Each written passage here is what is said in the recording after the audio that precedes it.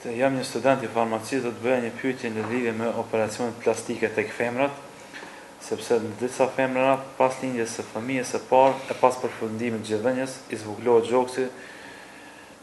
A lejohet kësaj kategorie ta rregullojmë për shkak të burrit tyre apo arsye të tjera? Operacionet plastike janë dy kategori.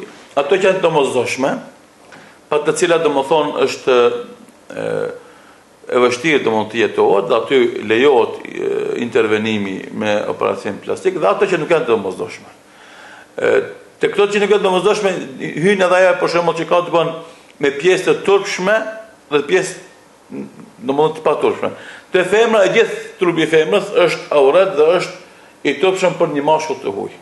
Kështu që intervenimi tek gjitë e femrës pas zgjedhënies së fëmijës, domethënë zvoglimit ose rritjes së tyre, pa marrë parasysh çfarë kërkesa ka bashkëshorti i saj, është domethënë është vend i turpshëm për meshkujt e huaj, nuk bën të zbulohet përposte për domosdoshmëri dhe nevojë, këtë rast që nuk është nevojë dhe domethënë nuk i lejohet një gjë e tillë, një intervenim i tillë me operacion plastik, domethënë për të rregulluar gjitë e saj vetëm pse t'ia plotson dëshirën burrit të saj, sepse është zbulimi i avretit për burrit dhe nuk është nevoja as domosdoshmëri.